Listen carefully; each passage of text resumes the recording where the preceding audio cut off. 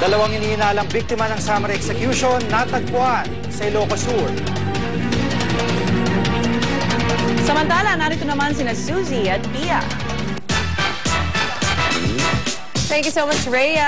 At eto, nakilalanin natin ang mga bida sa ating tampok na Christmas show today, ang mga adorable dolphins at sea lions. At hindi lang sila cute, matatalino rin. Eto, at check na natin ang galing nila with Monica and Jace. Hi, guys! Galaw na.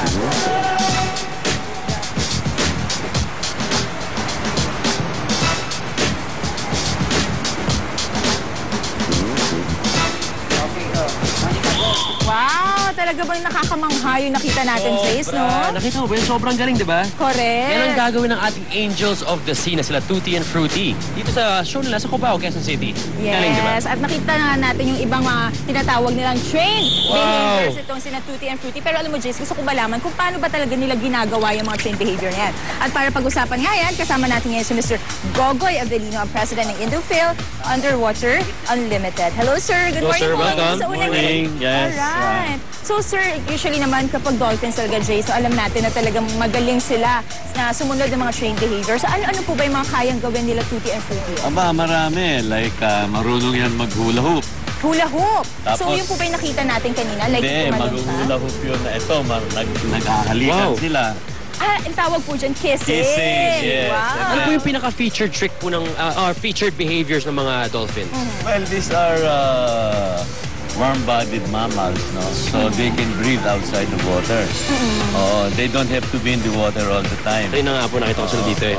Yes. Paano po nyo usually tinitrain itong mga dolphins natin? Matagal ang training nito. Sometimes it takes more than a year and it needs a lot of patience. Patience talaga, Yes, Jace. to But train they're very, these very dogs. smart. But they're very intelligent and very smart. Genius talaga. And they love people, especially children. Ay, sana they love din tayo, no? Alright, sir, nakikita natin, meron silang ginagawang trick. Ngayon, ano pong tawag dyan? Yan ang hula hoop. Ayan po yung hula hoop. Ang cute naman ng hula hoop nila sa ano nila. Tapos naglalanding yan. Lalanding? Lalanding siya dito at Lalanding. So, meaning laland mababasa siya. po tayo. Ayan. Ayan, hindi naman tayo. Nag-hula hoop pa rin. Naghuhula hoop pa rin. Ang galing. So, ilan lamang yan sa mga featured behaviors na kaya nilang gawin, Yes, sir? oo. Ilan po ba yung mga kaya nilang gawin ng mga featured behaviors? Napakadami. Siguro mga 20 or 25 20. tricks. And these are new tricks that have never been shown in the Philippines. Alright. Ngayon pa lang. Sir, question lang po. Ano po yung pinaka may expect ng mga tao sa show? Tsaka ano yung pinaka feature nyo sa show? Well, the main attraction, of course, will be the dolphins. And then we have the sea lions who are also very intelligent. Yan, nagja-jogging sila. Oh. Jogging ang tawag dyan. see? Ang galing. Kaya ang gaganda Akalain ng mo. katawan, di ba? Ang so sexy. Alright. So, ilan lamang yan doon sa 20 to 25 tricks Yes. na mapapanood. Kailan po ang show natin, sir? Ang show natin will start on December 25 up to January 2. So, Christmas ang simula, Yes, okay? and the price of our tickets are very reasonable. 742 for the VIP Okay. and 530 for upper box. Kayang-kaya naman pala ng buong family. Kasi worth it pa dahil, sir, if I'm not mistaken, meron din kayong purpose kung bakit ito ginagawa. Yes, because we want to save these dolphins from the sea. Kasi ang dagat ngayon napakadumi. So if you will see ang tubig namin dito, this is salt water and they're very clean and very pure. Eh ang dagat natin dumi na eh.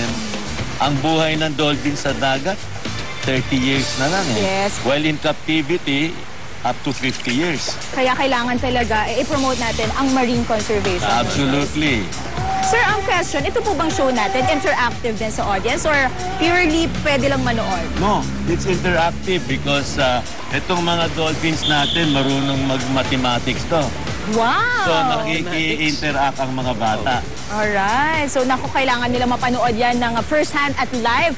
Starting na nga daw yan sa December 25, sir. Yes. Alright. Thank you so much, Thank Sir you, Gogoy. At Jace, Thank you. sa ating pagbabalik, mga sea lions naman, na cute-cute din dito sa bantag kaliwa natin. The Jelly Jello. Oo, Jelly. mapapanood Jello. natin. Kaya tutok lang mga kapuso mula po pa rin dito sa Cubao, Quezon City. Back to studio muna tayo.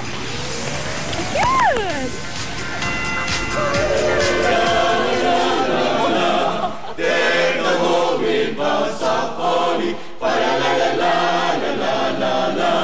It's the season to be jolly.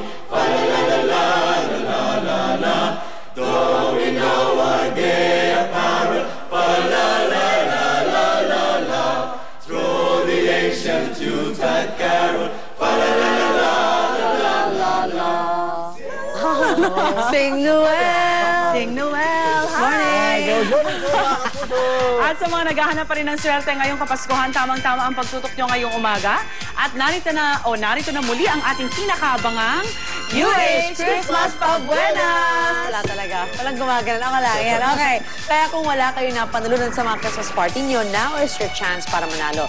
Text lang po ang HIRIT, space, name, space, address, space, contact number, space. At isend yan to 2344 for Globe, TM at Sun at 367 naman for Smart at Talk and Text. O maaari kayong tumawag sa aming UH hotline 928-5026.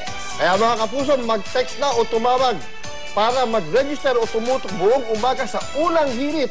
Dahil anumang punto sa buong programa ay pipili kami ng lucky viewer na aming tatawagan. Yan, tatanungin namin kayo tungkol sa mga ipinapalabas namin sa unang hirit ngayong araw. At syempre kapag nasagot nyo ang aming tanong, mananalo kayo ng mga bigating papremyo tulad na lang ng bonggang appliances. Yan. Pipili There kayo you dito go. sa Ayan. Something hot, something wet, and something bongacious. Kaya ikaw ang nilagay dyan, Mare. So something major. Yes, you're bongacious. Alright, kaya sali na sa ating UH Christmas Pabuenas! Ayoko na. Ito lang.